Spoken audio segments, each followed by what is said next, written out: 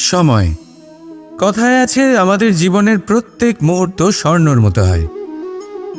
এবার হয় আমরা একে নিজেদের কাছে রাখতে পারি বা একে আমরা চলে যেতে দিতে পারি, কারণ এই ছোট ছোট মুহূর্তই আছে যা আমাদের জীবনকে গড়ে তোলে।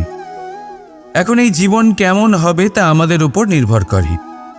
যদি আপনি একটা মুহূর্তের যত্ন না নেন, যদি আপনি এক মুহূর্ত ভালো না বাসেন, যদি আপনি এক মুহূর্ত স্নেহের আনন্দ না উপভোগ করতে পারেন, তাহলে দেখতে দেখতেই আপনার সমস্ত সময় নষ্ট হয়ে যাবে, আপনি জানতেও পারবেন না। অর্থাৎ এই সময় স্বর্ণ হতে পারে না। তবে আমরা একে স্বর্ণ বানিয়ে নিতে পারি আমাদের চেষ্টার মাধ্যমে। এই সময় শুধু একটি লাঙল যা মাটির সাথে লড়াই করতে পারে, আর কিছু নয়। একটা অত্যন্ত গুরুত্বপূর্ণ কথা মনে রাখবেন, আপনার কাছে শুধু সময় আছে। এবার আপনি এটা দিয়ে স্বর্ণ বানাবেন না ঘুমিয়ে স্বপ্ন দেখে একে নষ্ট করবেন, সিদ্ধান্ত আপনারই। রাধা রাধা। অনেক সময় মানুষ এই কথায় দুঃখ পান যে কেন বারবার তার ক্ষমতার ওপরে সন্দেহ প্রকাশ করা হয়, কেন বারবার তাকে পরীক্ষা দিতে হয়, কেন জিজ্ঞেস করে এটাই কি আমার ভাগ্য যে একাধিকবার আমার ক্ষমতা আমাকে প্রমাণ করতে হবে? মানুষ মনে করে এ হলো দুর্ভাগ্য। আমি মনে করি এ হলো সৌভাগ্য। কিভাবে? সন্দেহ কার ওপরে করা হয়? সোনার বিশুদ্ধতাকে নিয়ে, লোহাকে নিয়ে নয়। বিশুদ্ধতার নিরিখে বারবার তাকে পরীক্ষা করা হয়, তামাকে করা হয় না। রত্নকারের আঘাত হীরেকে সহ্য করতে হয়, কোনো কাঁকড়কে নয়। সেই জন্য নিজের ভাবনাকে ধন্যাত্মক করে তুলুন। জীবনে যত পরীক্ষায় আসুক না কেন, হাসি মুখে তার সম্মুখীন হন, তাতে উতলা হবেন না। আর তারপর দেখবেন আপনার অন্তরের এই রত্ন আপনার জীবনকে উজ্জ্বল করে তুলবে। তাহলে আসুন আমার সাথে ভালোবেসে বলুন, রাধা রাধা। কখনো কোনো বনে আপনি আগুন লাগতে দেখেছেন? এমন ভয়ানক আগুন লাগতে পারে সমস্ত বন জ্বালিয়ে দিতে পারে। সেখানে যে বনস্পতি পাওয়া যায়, সেখান থেকে যে ঔষধি পাওয়া যায়, সব কিছু নষ্ট হয়ে যায়। যে পশু পাখি পাওয়া যায় বেশিরভাগই নিজের প্রাণ হারিয়ে ফেলে, আর যারা বাকি থাকেন তারা নির্বাসিত হন। কিন্তু কখনো ভেবে দেখেছেন এই বনে আগুন লাগে কি করে? ছোট ছোট শুকনো পাতার কারণে, শুকনো ডালের কারণে, সেগুলো যেগুলো কখনো গাছের অংশ ছিল। সবসময় মনে রাখবেন, গাছ আমরা কুড়ুল দিয়ে কেটে থাকি, কিন্তু গাছ কখনো কুড়ুলের ডগা দিয়ে কাটা যায় না। বরং এই যে হাতলটা আছে, তাতে যে শক্তি লুকিয়ে রয়েছে, এই শক্তির দ্বারা গাছ কাটা হয়। এবার বলুন, এই যে হাতল, এ কি দিয়ে তৈরি হয়? স্বয়ং গাছের দ্বারাই। এর থেকে আপনি কি শিক্ষা পেলেন? যদি কেউ আপনজন হন, যে আপনার কোনো দরকারে লাগছেন, সেই কারণে তাকে নিজের থেকে দূরে করবেন না। যদি তার সাহায্যের প্রয়োজন হয় তাহলে তাকে সাহায্য করুন, যদি তার সঙ্গের প্রয়োজন হয় তাহলে তাকে সঙ্গ দিন। নিঃস্বার্থভাবে আপনজনদের বিকাশের পথে নিয়ে যান। নিজের স্বার্থ অনুসারে আপনজনদের নিজের জীবনে রাখবেন না। আসুন আর আমার সাথে ভালোবেসে বলুন, রাধা রাধা। প্রকাশ কার মধ্যে থাকে? সূর্য। শীতলতা কার মধ্যে থাকে? চন্দ্রমার মধ্যে। এবার যদি সূর্যের মধ্যে প্রকাশ না থাকে কি হবে? অন্ধকার। যদি চন্দ্রমার মধ্যে শীতলতা না থাকে তাহলে কি হবে? মহা অন্ধকার। সবকিছু অন্তরে আছে, শুভভাব আর সত্যতা প্রত্যেকটা মানুষের অন্তরের মধ্যে থাকবেই থাকবে। যদি এটা না থাকে তাহলে জেনে রাখুন কিছুই নেই। যেমন একটা প্রদীপ যা জ্বলছে, যা প্রকাশ দিচ্ছে, অন্ধকারে আমাদের পথ প্রদর্শন করছে। কেন জ্বলে? কারণ ওর মধ্যে একটা সলতে আছে যা জ্বলছে। সলতে কেন জ্বলে? কারণ তার ভিতর ঘি আছে যা ওই সলতেকে জ্বলতে সাহায্য করে। সব কিছুই আমাদের মনের ভিতরেই রয়েছে, ভালো ভাব এবং সততাও। এই নিয়েই কর্ম করতে থাকুন আর জীবনের সামনে এগোতে থাকুন। সমস্ত জীবন আলোকিত হয়ে উঠবে। আসুন আর আমার সাথে ভালোবেসে বলুন, রাধা রাধা। ভক্তি আর শক্তি, এই দুইয়ের মধ্যে সম্পর্ক অত্যন্ত সরল। মানুষ ভক্তি করেন যাতে তিনি শক্তি লাভ করতে পারেন, আর শক্তি লাভ করার পরে ভক্তিভাব ভুলে যান আর শক্তির প্রতি আসক্তিতে মত্ত হয়ে যান, আর সেখান থেকেই তার বিনাশ শুরু হয়। কেন?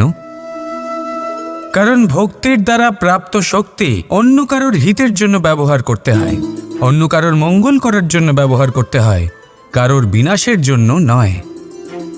এবার যদি আমি আপনাদের একটা উদাহরণ দিয়ে বোঝাই, তাহলে কোদাল দিয়ে আমরা মাটি কোপাতে পারি, একটা গর্ত খুঁড়তে পারি যাতে একটা নতুন বৃক্ষ জন্ম নিতে পারে, একটা বৃক্ষ যা অন্য জীবকে ফল প্রদান করবে, যাত্রীদের ছায়া প্রদান করবে। কিন্তু এই কোদালের ব্যবহার যদি আমরা অন্য কারোর ক্ষতি করার জন্য করি, তাহলে ক্ষতি শুধুমাত্র আমাদেরই হবে। তাই জীবনে যদি আপনি কোনো শক্তি লাভ করেন, হয়তো ভক্তির দ্বারা বা অন্য যেখান থেকেই হোক, তার সদ্ব্যবহার করতে শিখুন, নয়তো এই প্রাপ্ত শক্তি আপনার পতনের কারণ হয়ে দাঁড়াবে। তাহলে আসুন আমার সাথে ভালোবেসে বলুন, রাধা রাধা। পঞ্চমহাতত্ত্ব, পঞ্চমহাভূত, এদের বিষয়ে আমি আপনাদের সবকিছুই বলে দিয়েছি। কেন? এরা আমাদের জীবনের সবথেকে বড় শিক্ষক। আর এদের থেকে আমরা কি শিক্ষা পাই?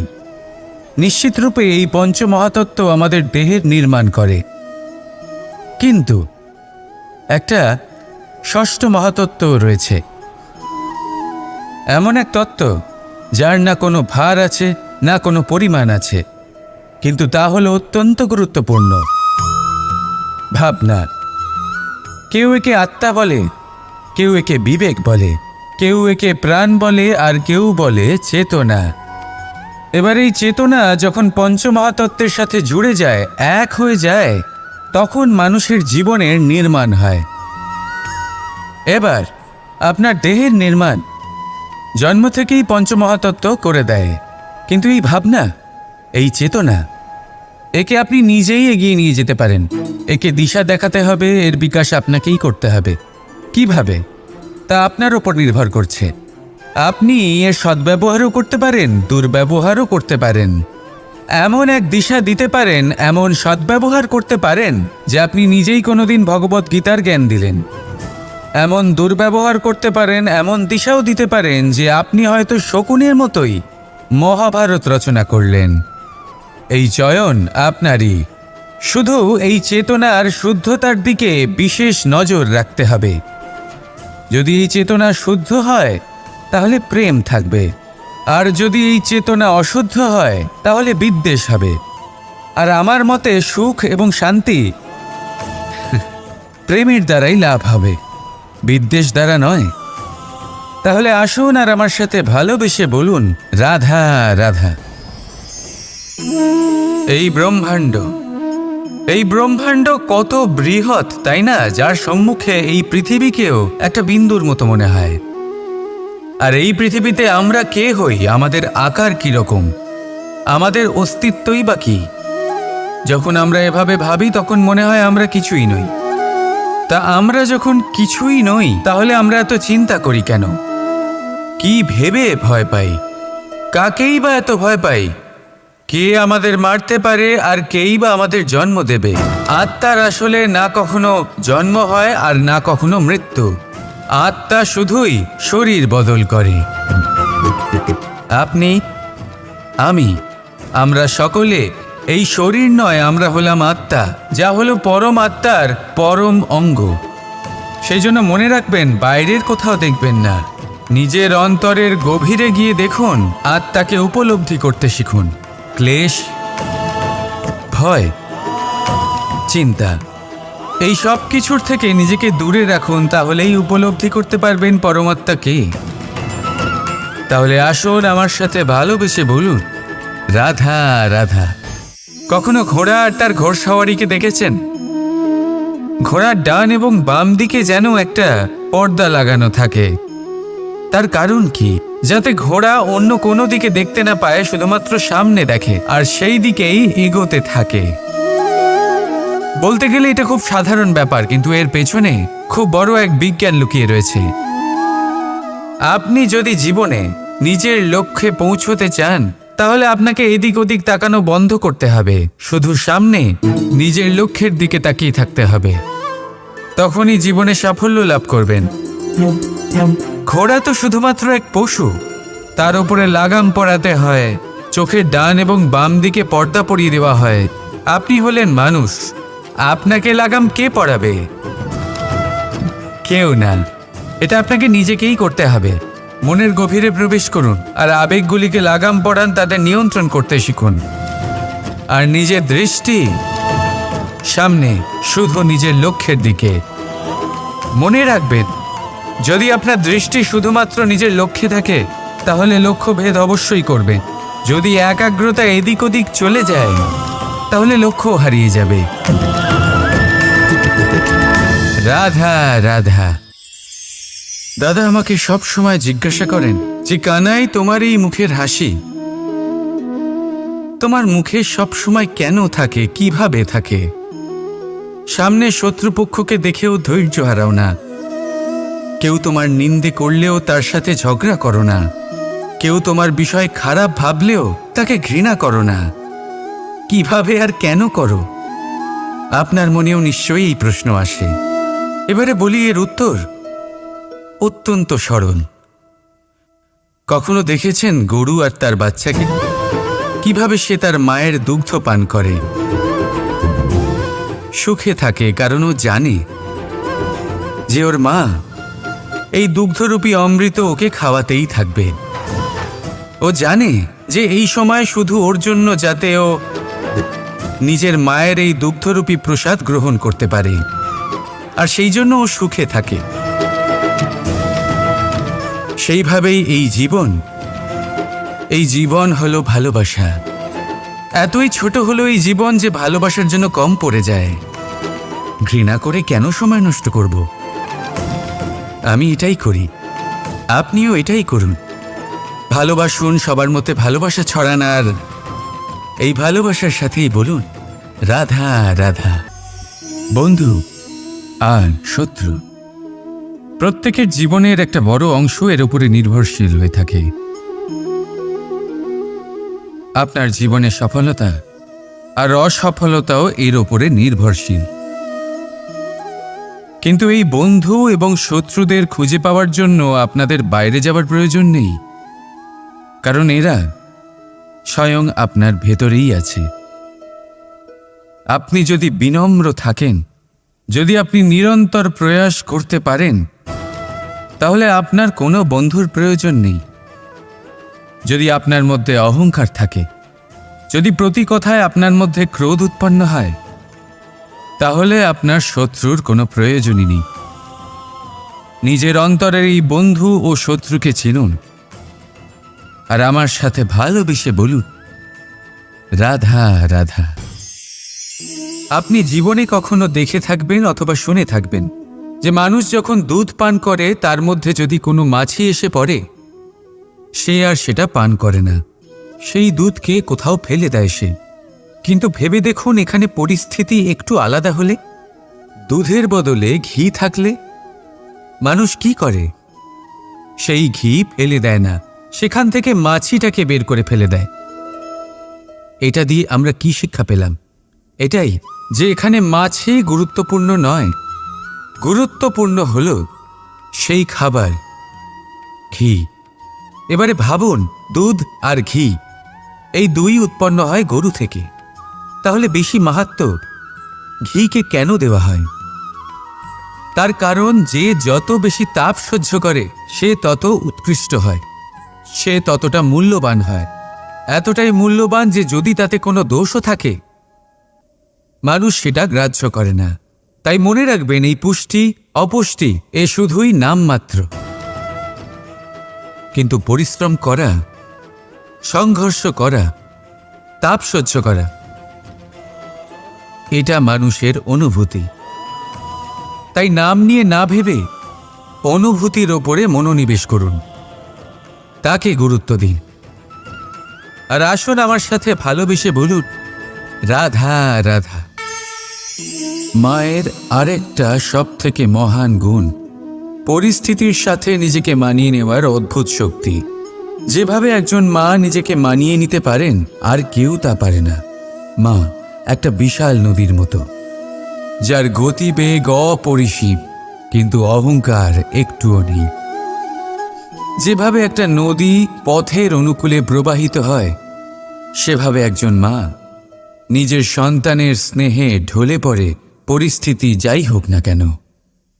সন্তানের ঘুমানোর সময়ের সাথে নিজের ঘুমানো, সন্তানের জাগার সময়ের সাথে নিজের জেগে ওঠা, সন্তানের পছন্দ মতো খাবার সে নিজের পছন্দের খাবার বানিয়ে নেয়। এটা মায়ের আঁচলই বটে, যা রোদে ছায়া হয়ে আসে, যা শীতে কম্বলের কাজ করে। মা মা এমন হয় যে সন্তানের যাতে ঘুম না ভাঙে সেই জন্য সে এক পাশ হয়ে ঘুমানোর অভ্যেস করে নেয়। আর পরিস্থিতির সাথে শুধুমাত্র সেই মানিয়ে নিতে পারে যে সন্তানকে প্রকৃত ভালোবাসে। এই মাকে আমার শত কোটি প্রণাম। রাধা রাধা। লোকজন আমাকে সবসময় এই প্রশ্ন করতে থাকে যে বন্ধুত্বের প্রকৃত অর্থ কি, এই প্রেমের প্রকৃত অর্থ কি। আর আমি শুধু হেসে যাই, কারণ এটা সেরকমই প্রশ্ন যেন কেউ জিজ্ঞেস করছে যে অনর্থের অর্থ কি। অনর্থ যখন হয়েই গেছে তখন তার অর্থ জেনে কি হবে। ঠিক সেইভাবেই সেই বন্ধুত্বের অর্থ কি, যাতে আপনার কোনো মতলব আছে। আর সেই প্রেমের অর্থ কি, যাতে আপনার কোনো স্বার্থ আছে। এই দুই ভাব এমনই যাতে আপনার কিছু চাওয়া উচিত নয়, শুধুই দেওয়া উচিত। আপনার সময় নেওয়া একেবারেই উচিত নয়, কারণ যদি কথায় কথায় সাহায্য নেওয়া অভ্যেসে দাঁড়িয়ে যায়, তাহলে আপনি জড়িয়ে থাকে উপকারের আভার। তাই যার থেকে সাহায্য নিয়েছেন তার কাছে আপনাকে নত হয়ে থাকতে হবে। এই জন্য বিপদের দিনেও ভেবে চিন্তে সাহায্য নিন, কারণ বিপদ তো কিছুদিন পর কেটে যাবে, কিন্তু সেই উপকারের ঋণের ভার জীবনভর আপনার সাথে থাকবে। রাধা রাধা। যবে থেকে মানুষের জন্ম হয়েছে জ্ঞাতি পরিচিতির। আর আজকের যুগে অনেক মানুষ আছে যে নিজের পরিচয়ের জোরে নিজের কাজ করিয়ে নেয়। এমন অনেক মানুষ আছে যে নিজের পরিচয় দিয়ে কাজ পেয়ে যায়, ধন অর্জন করে। কিন্তু আপনি একটু ভেবে দেখুন, এটা কি ঠিক? পরিচয়ের ভিত্তিতে পাওয়া কাজ আপনার সাথে ততক্ষণ থাকবে যতক্ষণ আপনার তার সাথে মধুর সম্পর্ক থাকবে। সম্পর্কে ছেদ হলেই কাজ বেরিয়ে যাবে আপনার হাত থেকে। তাহলে কি করা যায়? এর উত্তর হলো কাজ। নিজের কাজ মন দিয়ে করুন, নিজের কাজ নিশ্চিত হয়ে করুন, কারণ পরিচয়ের ভিত্তিতে পাওয়া কাজ বেশি সময় থাকবে না, কিন্তু কাজ থেকে পাওয়া পরিচয় যুগ যুগান্তর ধরে থাকবে। রাধা রাধা।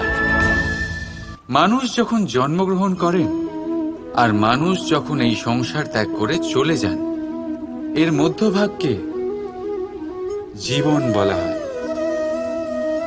আর এই জীবনে সবাইকে লড়াই করতেই হয়, কখনো শিক্ষার জন্য, কখনো কাজের জন্য, কখনো বা বাস্তবে যুদ্ধ করতে হয়। কিন্তু এই লড়াইয়ের সম্মুখীন হওয়ার জন্য প্রকৃতি আমাদের আরো একটা গুণ প্রদান করেছে, প্রয়াস। কখনো কোনো ছোট বালককে দেখেছেন? না কিছু বলতে পারে, না কিছু বুঝতে পারে, কিন্তু নিজের হাঁটুতে ভর দিয়ে, কারণ রাধা রাধা।